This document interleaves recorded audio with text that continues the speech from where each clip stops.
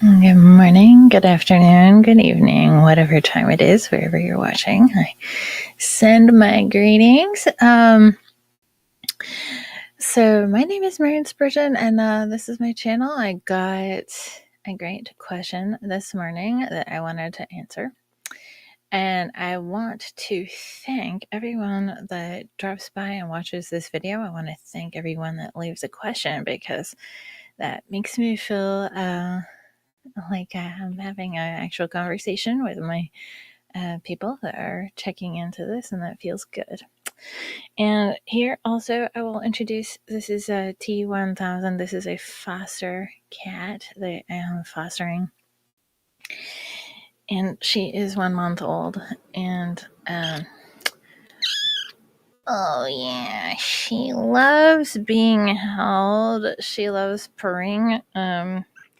And then the other thing that I would say about this cat is that I thought it would be interesting to kind of like incorporate kittens a little bit into this discussion, because kittens like cannot really consent to being on the internet because they don't know what it is. I don't think they know what it is. I mean, it does seem like cats have kind of taken over the internet with like making memes and dominating internet content. But as far as like being able to say, oh yes, it's okay for you to use my image and likeness online, like they're not really able to do that. So let's just go. I'm gonna go. So we're going to talk about consent and agency, and this is a really important question when we're talking about hypnosis, when we're talking about influence, we're talking about life. First of all, I want to say I am a certified professional hypnotist, practicing hypnotist, and also a certified professional instructor, certification instructor for hypnosis. So I do know of which I speak for this. And when we're talking about hypnosis, we're actually talking about hypnotic techniques and techniques of influence. At least this is the way that I use it. And so that doesn't necessarily mean that we're talking about eyes closed, passed out sort of experiences. We're talking about hypnosis. We're talking about the whole range of things that are used, even like in a Tony Robbins seminar or in a preacher in the pulpit, the rhetorical devices that are used to exert influence over other people. We're going to talk about consent when it comes to that. So here's the question. Forgive me, I don't know the etiquette for sharing comments because I'm a relatively new YouTuber. Is the etiquette that you share somebody's name if they post a comment or not? So I've protected this person's privacy just because I don't know. But I've heard that a lot of unwanted suggestions, especially ones that the subject is conscious of, will fade away without hypnotic aid. So why would hypnotic seal stick if the subject wants to discard it? I'm looking to learn more about agency because I find it very confusing. Hypnotists tend to say that subjects always have complete agency, but then they also emphasize the importance of safety net suggestions, backdoors, consent, etc. If the former is true, then I can't imagine the latter being necessary. This is a really good question. And I'm gonna put T1000 in the lab for now. So there's layers to consent.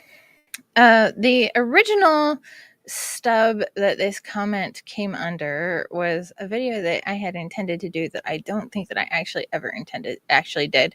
And it was about the hypnotic seal. And the hypnotic seal is kind of a niche concept that's limited to the erotic hypnosis community. In erotic hypnosis, the hypnotic seal is this idea that somebody can say, I and only I can hypnotize you. And I wouldn't really pay attention to this very much because I'm not an erotic hypnotist, except that there is this curious phenomenon of people that have engaged in that sort of play later on having problems because they think that they're unable to get hypnotized without additional help. So, and actually, like, I did come across a woman that experienced this, and it wasn't in an erotic context. It was in the context of just simply being in a session and then receiving a suggestion that didn't agree with her. And so, two things can be true at once. Your mind can clear suggestions that are not in agreement with you. And to some extent, all hypnosis is self hypnosis. That's something that we reiterate and affirm because we want to shore up your sense of personal agency. And at the same time, people get influenced into things that they don't necessarily agree to all the time. So let's see. I'm gonna go to, let's see here. What is consent? Let's define consent. Consent is someone's ability to agree to a certain experience, or to agree to engage with somebody in a certain way. So the ability to give consent is basically that, I understand what I'm getting into and I say yes to that. And it is limited by people's ability to, there are varying levels of being able to actually give that kind of consent. Obviously, like if you are inebriated or something like that, your inhibitions are lowered. Or if you are, for example, a child, then you don't have equal ability to give consent as an adult would. And I do think that when we're talking about hypnosis, almost the very definition of hypnosis is that your inhibitions are being lowered. And that is a very useful thing because so much of what we're actually trying to rework or overcome when we're working with hypnosis are the ego structures that we have built up around the way that we think of ourselves. These ego structures are protective mechanisms that kind of keep our personality stable. And they also kind of, having a stable sense of self is very useful. It allows you to express yourself in the world in a healthy way. Now, the tricky thing about your ego is that we're kind of like snakes. We're always shedding. At least to be healthy, we always have to continue growing and learning. And that means that we always have to continue to update our sense of self. And if we don't continue to update our sense of self, then we get stagnant and stuck, and some of the ways in which we're not growing will begin to cause problems in our lives. So softening the ego, softening the way that we think of ourselves, becoming more receptive, and going into maybe even more of a childlike state in order to learn is a very beneficial thing in the right context. However, like it can be, it is possible for that to be misused. So I would say that that is definitely the number one reason why you would only want to do hypnosis with somebody that you trust. You don't have to trust them with everything. You don't have to trust them with your life. You do have an ability to remove suggestions or clear them from your consciousness if they don't serve you. And you can even access that power to do that just by affirming that it's true for you. You can just say, yeah, I affirm that this is true for me, that I can clear these suggestions. Yeah, T1000. One sec. I'm gonna pause this for 1 second, and I'm gonna put T1000 back because she is so cute, but I think she wants to go take a nap.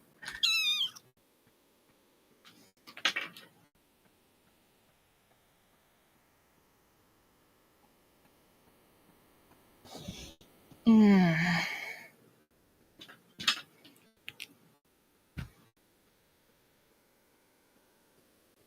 right, we're back. Oh, where was I?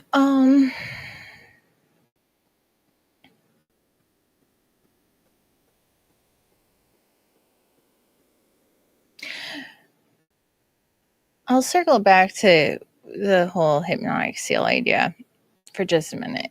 I think that people that have or that are drawn to playing with consent in the way that they would find themselves engaging in play that would lead them to kind of totally give over control to somebody. And that is part of free will, the free will to be able to give that much of yourself up. Like we can choose not to, we can choose to do that. And if one is finds oneself in that situation, I would suspect, or I would surmise, that that is part of one's soul's growth learning journey in understanding consent.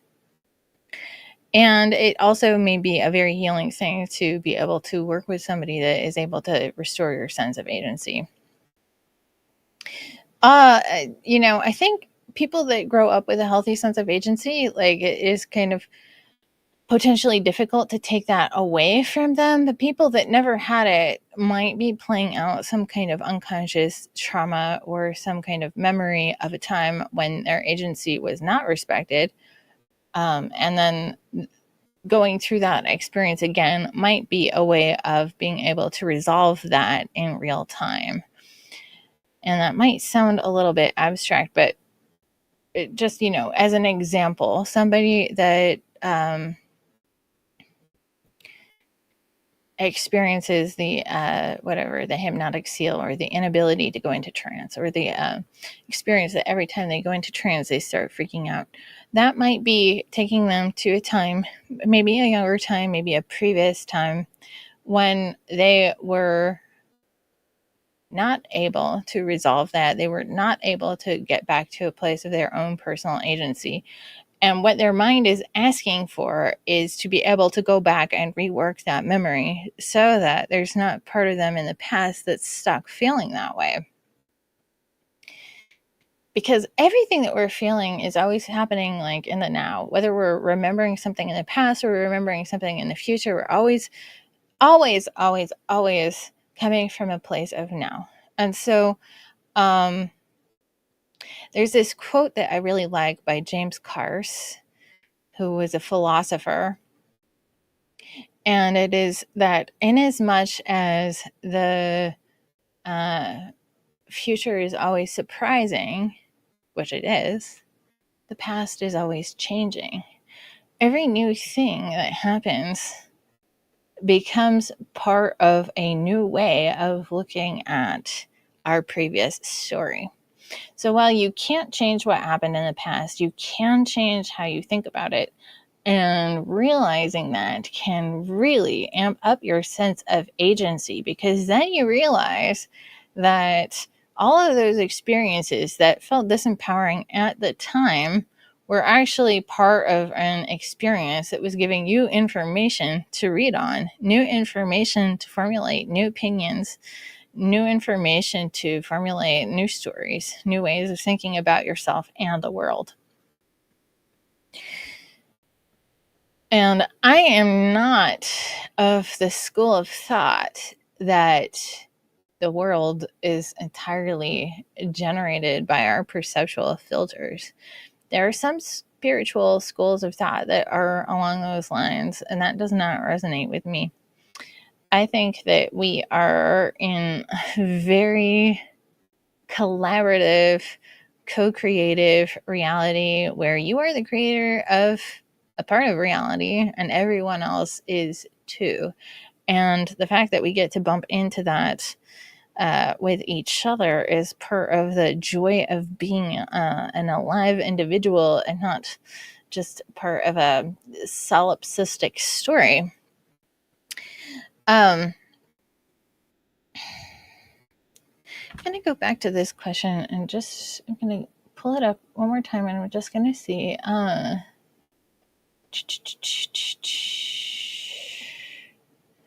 Okay. Circling back to agency. Okay, so one of the things that you do when you are in a session. Okay, so you say, I consent to have this hypnotic session, and then you set the intention for what you're going to do during that session. And you are consenting to the process, you are consenting to the outcome, and you are consenting to going on a journey from the beginning to the end of that process. And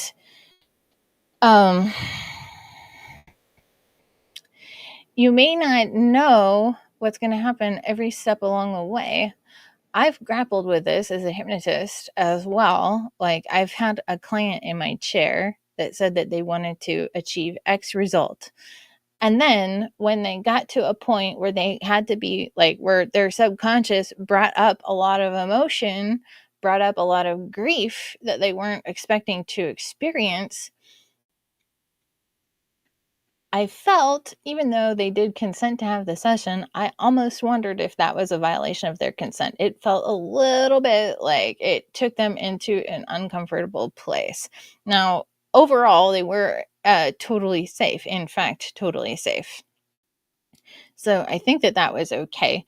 But I also do think that that is necessary for growth too, is that um, we have to be willing to go to the places in our mind, in our experience, in our emotional body that feel a little bit uncomfortable. If we don't push that edge a little bit, then we are actually, like, not engaging with the process of life.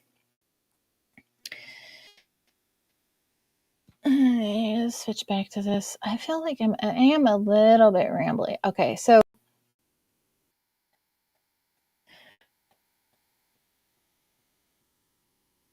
one of the things that happens when we go into hypnosis and our ego defenses soften, or we go into a place where we're more receptive to suggestion, is we're kind of letting go of conscious control. It's like we need that conscious control to operate in our daily lives. And yet we need to be able to soften it. We need to be able to let it go in order to explore the edges of where we might like to grow into. I don't know. Does this make? I really hope that the person who left this comment will like come in and comment on the video to see if I've like actually like answered the question, because the way that my mind works, because I have ADHD, I have sometimes a non-linear way of explaining things. And that isn't necessarily wrong, but it is an interesting thing to follow if people are not expecting it. I also think it's really useful to think about children, for example, when we're talking about consent, right? So there are a lot of things that I didn't consent to when I was a child, but there were a lot of things that I couldn't consent to. Like, I needed to go to the doctor to get vaccinations and that sort of thing, but I couldn't give consent because I didn't know what they were at the time. I couldn't make choices about my medical care, right? I couldn't make choices about my parenting style. All of those things were up to my parents. And then as I grew, not everyone's parents know how to parent, or not everyone's parents parent in the same way. And there's probably no one right way to parent, but ideally, your parent is going to give you kind of stepped up ability to make choices in a way that's age appropriate.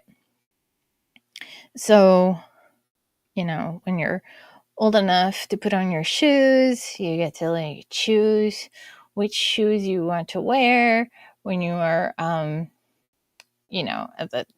some point you get limited choices of what kind of food that you're going to eat and so on. And the role of the parent is to help the child to actually own that agency and to grow that agency, to not just make choices because their parent told them so, but because they thought it through and they understand the consequences of it, and that is what they choose.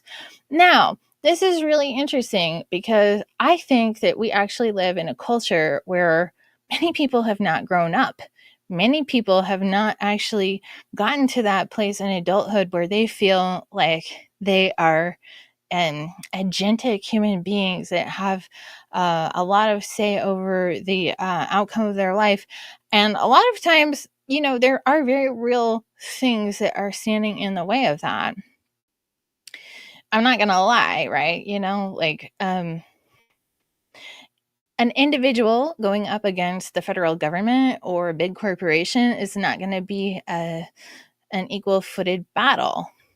But, I do think that we live in a culture where kind of the older ways that our ancestors might have recognized as being community oriented, where we look out for our neighbor and we kind of treat people according to the amount of agency that they are able to exercise in this world, and then work with them to help them grow and learn and grow that sense of agency.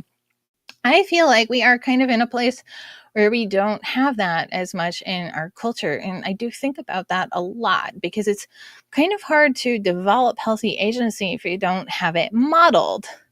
People look at role models to see what is possible. Interestingly, though, that is something that you can give yourself once you recognize that you don't have it, because you get to take whoever you see as modeling healthy agency and putting them in your mind, using them as role models. It's never too late to give yourself a good childhood. It's never too late to kind of give yourself whatever it is that you didn't get or whatever it is that you need now. So, yeah, that is actually like a lot of what I see myself doing when I work with clients, is helping them to explore the limits of their perceived agency and then helping them grow it, not by telling them what to do or how to think, but by asking the right questions. That by answering them, they'll be able to discover it for themselves. That is what I am about. That is not what everyone thinks about when they think of hypnosis, but that is what I am about. So, yeah, and then I think also, so when we were kids or when we were born, we didn't choose the culture that we were born into. We didn't choose the ideas that our parents gave us. We didn't choose the circumstances into which we were born. Or some people would say that we did, but at some level, we had the experience of not remembering that we chose that. Most of us don't remember that we chose that. And so, we weren't able to consent to that. That was just something that happened, whether we wanted it to or not. And I was going somewhere with that. I'm sorry.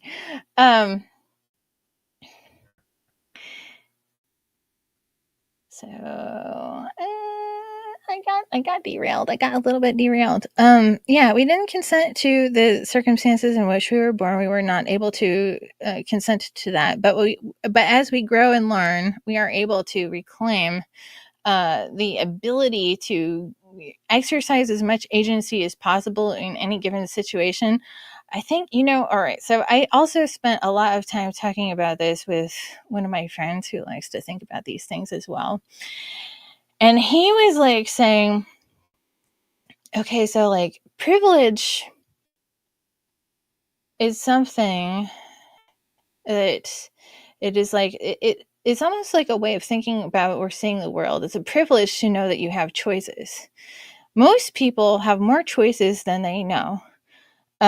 Some people have this thing, many people, maybe most people have this thing called learned helplessness, where at one point in their development, they were denied the opportunity to learn that they have power and choices. And so, almost as a trauma response, every time that's kind of comes up, they revert to that place in their nervous system.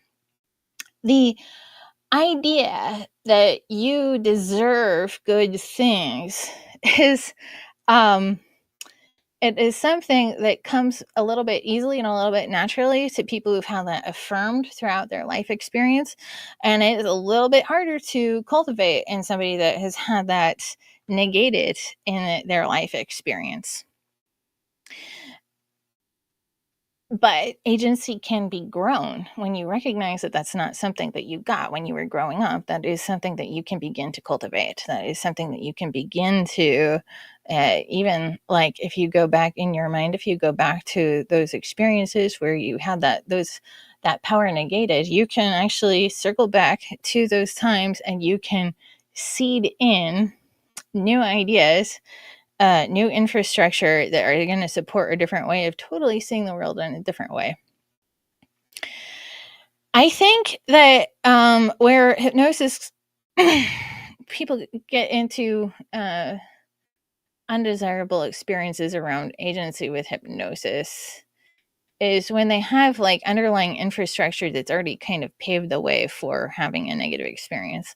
Like if you already have a little bit of trauma around your agency, and then you're dealing with somebody that's not very conscious about how they're using it. And I when I say this, I think about some of the questions I see come up in Reddit. I see like, so I am a teacher of hypnosis, and I am the first to say that hypnosis is a very safe modality.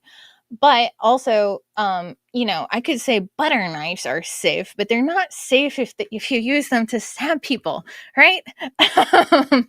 So when I see people kind of like goofing around with hypnosis in Reddit and they're not trained and they don't know what they're doing, and they maybe even have a little bit of fear about how it could be misused, oftentimes consciously or unconsciously, they'll end up kind of like seeing if they could create a bad experience and succeeding in it.